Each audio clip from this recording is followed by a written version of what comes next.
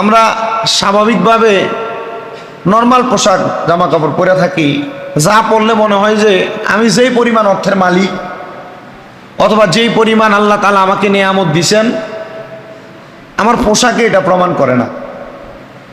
এক জাতে মনে করেন আমরা যাদেরকে স্বাভাবিকভাবে কুঞ্জুস পেতনি, মানে টাকা পয়সা খরচ করতে চান এমন মনে করেন বিশাল অর্থের মালিক, এর সম্পদের অভাব নাই, সন্তান বিদেশে, ব্যবসা বাণিজ্যের মালিক, কিন্তু এর কাছে সুন্দর পোশাক পরার মতো অ্যাবিলিটি আছে, টাকা আছে, কিন্তু সে সুন্দর পোশাক পরে না।